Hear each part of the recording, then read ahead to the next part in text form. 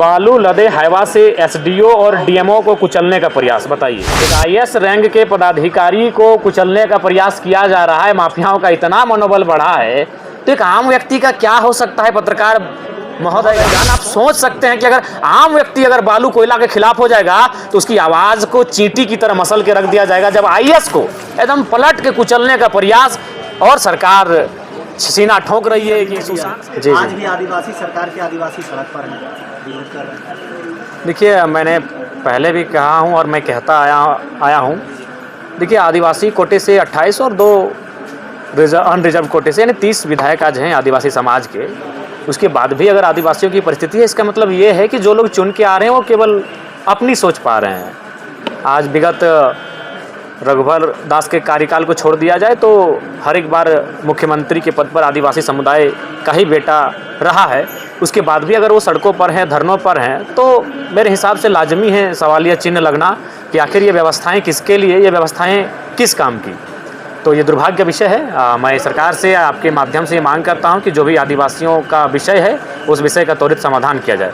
उसके बाद चूँकि आपके बीच एक आज के हिंदुस्तान का अखबार है बड़ा, चूँकि जिस दिन से सदन आरंभ हुआ है उस दिन से बालू पर जोरदार बहस हुई है।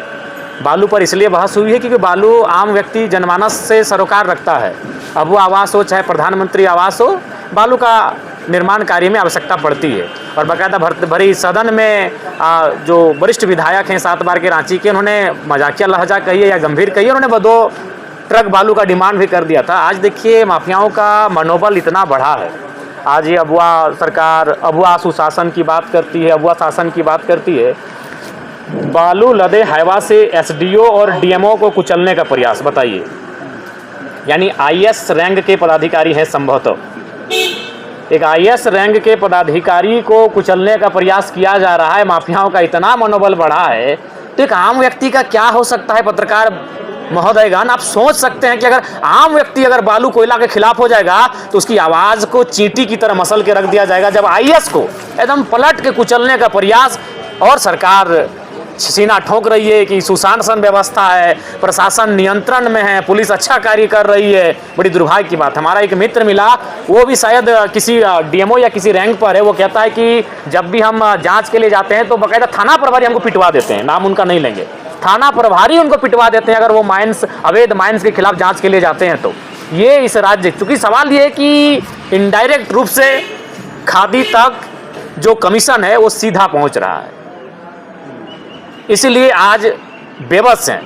माफियाओं का मनोबल ऊंचा है और आम जनमानस तो छोड़िए, आईएएस आईपीएस भी बेबस हैं। अगर वो सपोर्ट नहीं करेंगे अवैध कारोबार में, अगर आईएएस आईपीएस डीसी एसपी अगर सपोर्ट नहीं करते हैं अवैध कोयला खनन में, अगर सपोर्ट नहीं करते हैं अवैध बालू के कार्य में, तो डीसी एसपी भी पिट दिए जाएंगे। ये इस राज्य की असलियत है, इस राज्य की सच्चाई है। और ये हम नहीं कर रहे हैं माननीय लोकतंत्र के चौथे स्तंभगण, ये आपके ही लोकतंत्र का एक सिक्का है, प्रिंट मीडिया कह रही है।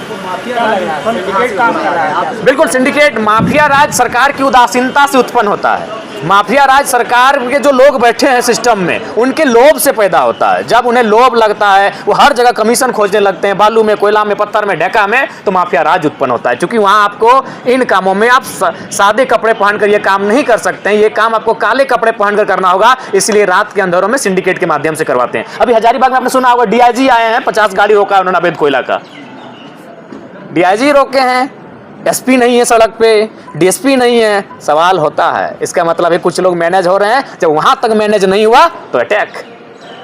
राज्य विकास के लेकिन लिए आप केंद्र तो से जयराम जी कह रहे हैं कि जब सरकार मैनेज है, आप कह रहे हैं खादी तक कमीशन पहुंच रहा है, तो फिर डीआईजी वाईजी की क्या बात है? कुछ लोग हो जाते, छूट जाते, जैसे नया तबादला हुआ तो छूट गए। जब छूट गए तो उनको ये कहा जाता है कि जब अगला बार फिर से जब सिस्टम चलेगा उस समय आपको देखा जाएगा। तो सिस्टम ना चलने तक का इंतजार नहीं कर पाते होंगे।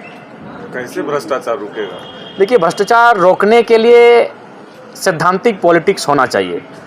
लोकसभा चुनाव के बाद हम लोग दिल्ली एक इंडियन स्कूल ऑफ डेमोक्रेसी कार्यक्रम में गए थे। वो कार्यक्रम कितना बड़ा था वो मायने नहीं है, लेकिन उसमें 3-4 मिनट का ही एक वक्तव्य आया था कि कोई भी राजनीतिक दल रहे, बीजेपी रहे, कांग्रेस रहे, जेएमएम रहे, आजसू रहे, कोई भी राजनीतिक दल रहे, सपा रहे, लीडर का प्रिंसिपल होना आवश्यक है।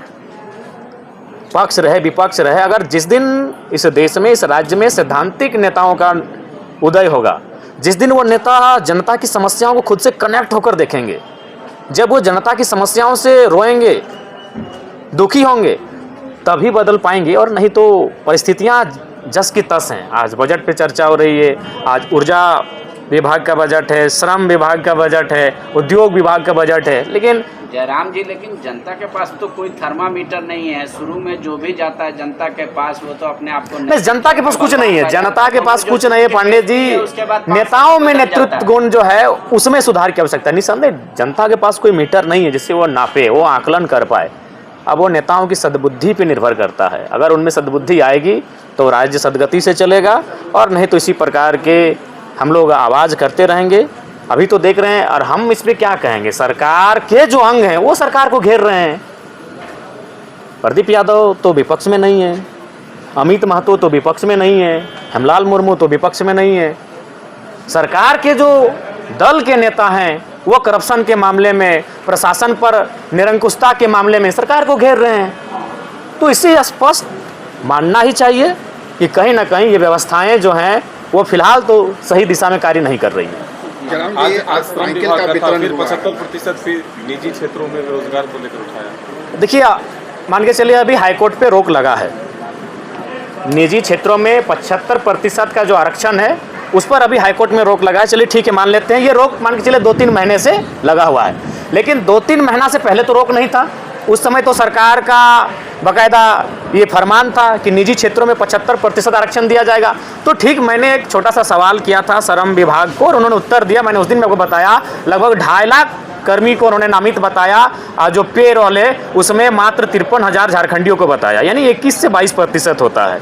तो ये अखबारों में कहती है 75%, टीवी चैनलों में आके कहती है 75%, तमाम मीडिया इंटरव्यू में कहती है 75%, लेकिन धरातल में जो संक्षिप्त आंकड़ा हमें मिला है उसमें बाकायदा श्रम नियोजन विभाग ने इस बात को स्वीकार किया है कि 21% ही झारखंड के लोग वहाँ नौकरियां कर रहे हैं निजी क्षेत्रों में। लेकिन जयराम जी, अभी तो झारखंड के लोग कौन है वो आपको पता है। कानून क्या कर रहा है, 1985 10वीं पास 12वीं पास, यही है झारखंड की पहचान। और झारखंड नहीं, ये बिल्कुल तो कानून बना नहीं नया, इसलिए ये शुरू से ही इस राज्य की मांग रही है कि कोई भी नियोजन आने से पहले, नियुक्तियां करने से पहले नीति बननी चाहिए, और आज नीति नहीं बनने के कारण इस राज्य की ये दुर्गति है। इसलिए बीते सत्र में अपेक्षा थी, उस सत्र में नहीं परिपूर्ण हो पाया। कम से कम वर्तमान सत्र में, जो कि एक लंबा सत्र है, इसके बाद पता नहीं 1 साल बाद हम लोग इस तरह लंबे सत्र में बैठेंगे। सरकार को चाहिए स्थानीय नीति और नियोजन नीति को परिभाषित करे। जयराम जी, आज साइकिल का वितरण हुआ है, विधायकों को साइकिल दी गई है। विधायकों को आपको नहीं मिला? नहीं, हमको आइडिया नहीं, हम लेते होते नहीं, हम निकल जाते हैं यहाँ से कभी। नहीं, यही मेरा सवाल था कि क्या जयराम जी सारे से जो मिला था उनको गिफ्ट, उसको तो स्वीकार कर चुके हैं? नहीं, हम जिसको देखिए, आप बिल्कुल गिफ्ट जो हमको मिला, हमने कभी ड्राइवर को दे दिया, कभी 2-4 स्टाफ को ही हमने दे दिया कि आप लोग रख लीजिए, उन लोग भी खुश है। साइकिल लीजिएगा कि नहीं लीजिएगा? साइकिल क्या करेंगे, अगर आपको चाहिए तो ले लीजिए।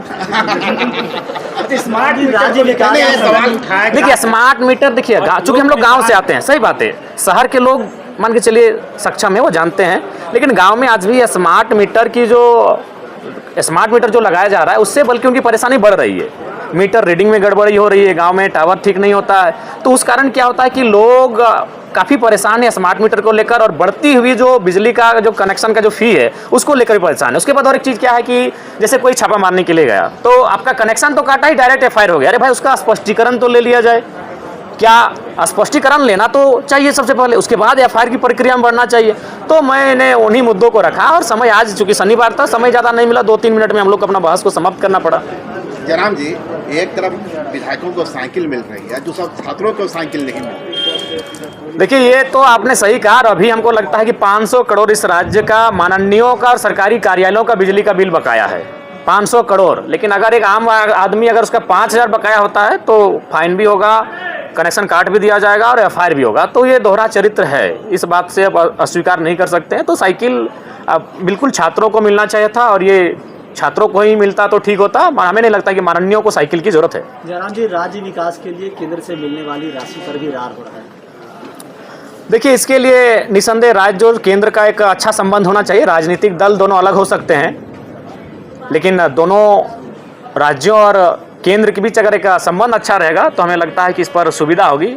अब राज्य सरकार का संबंध कैसा है ये तो समय के साथ हमें पता चलेगा, लेकिन उसके बाद भी केंद्र को सोतेला व्यवहार नहीं करना चाहिए, क्योंकि हम भी केंद्र को एक बहुत बड़ी राशि देते हैं, बहुत बड़ा राजस्व देते हैं, तो उस लिहाज से केंद्र को भी इस झारखंड के कल्याण के लिए कार्य करना चाहिए। धन्यवाद।